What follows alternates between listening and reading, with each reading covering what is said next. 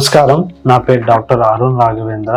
Medinine hospital ayurvedic consultation ఫిజిషియన్గా work చేస్తున్నాను. Medinine అనగా మెడిసిన్, ఎక్సర్సైజ్, డైట్, ఇమ్యూనిటీ, ఈ 4 పిల్లర్స్ని బేస్ చేసుకొని మెడిసిన్ ఇవ్వడం జరుగుతుంది. ఈరోజు మా టాపిక్ వచ్చేసి స్ట్రోక్ అనగా అంటే ఏంటి, దాని లక్షణాలు, దాని యొక్క ట్రీట్మెంట్ ఆయుర్వేదంలో ఎలా ఉంటుందో ఈరోజు తెలుసుకుందాం. స్ట్రోక్ అనగా ఇక్కడ రక్తనాళాల్లో గడ్డ కట్టడం కానీ, లేదు అంటే ఆ రక్తనాళాల నుంచి చిట్లి బయటికి రావడం కానీ ఇది జరుగుతుంటుంది. ఎక్కువగా దీన్ని ఒక 2 టైప్స్గా డివైడ్ చేయడం జరుగుతుంది. ఇక 2 టైప్స్లో ischaemic stroke and haemorrhagic stroke. Ischaemic stroke వచ్చేసి బ్రెయిన్లో రక్తనాళాల్లో ఎక్కడైతే ఉందో అక్కడ బ్లాకేజ్ అవ్వడం జరుగుతుంది అన్నమాట. ఇంకొకటి వచ్చేసి హెమరేజిక్ స్ట్రోక్.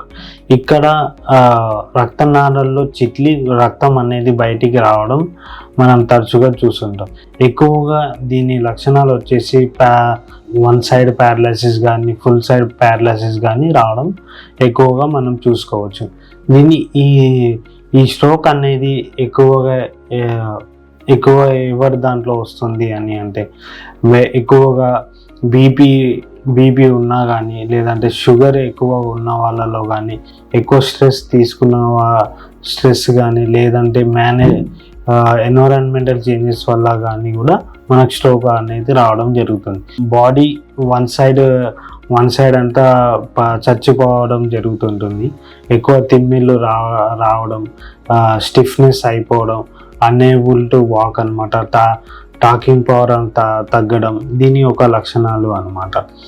సో దీని ఆయుర్వేదంలో ఎలా ట్రీట్మెంట్ ఉంటుంది ఈరోజు తెలుసుకుందాం. ఆయుర్వేదంలో స్ట్రోక్ అనేది శిరోధార కానీ, నస్య కానీ, లేదంటే అభ్యంగం కానీ పర్సన్స్ని బట్టి చేంజ్ చేయడం జరుగుతూ ఉంటుంది అనమాట. సో ఇందులో ఎక్కువగా వాతం కానీ, కఫం కానీ ప్రీడామినెంట్ ఉంటుంది.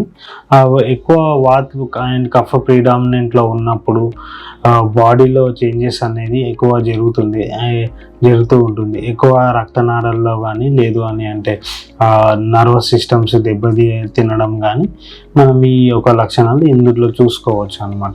ఎక్కువగా మెయిన్ ఆయుర్వేదంలో వచ్చేసి దీని యొక్క ట్రీట్మెంట్ పేషెంట్స్ని బట్టి, తన మనస్తత్వం, కాన్స్టిట్యూషన్ బట్టి ట్రీట్మెంట్ ఇవ్వడం, థెరపీ, పంచకర్మ ఇవ్వడం మా మెడినైన్ హాస్పిటల్లో జరుగుతుంది. సో లక్షణాలను బట్టి ఈ పంచకర్మ అనేది ఇవ్వడం జరుగుతుంది. సో ఏమన్నా ఇటువంటి పైన ఉన్న లక్షణాలు కానీ, ఆ పైన ఉన్న సింప్టమ్స్ కానీ మీకు అనిపించినా మా దగ్గరలో ఉన్న మెడినైన్ హాస్పిటల్ని సంప్రదించండి. నమస్కారం.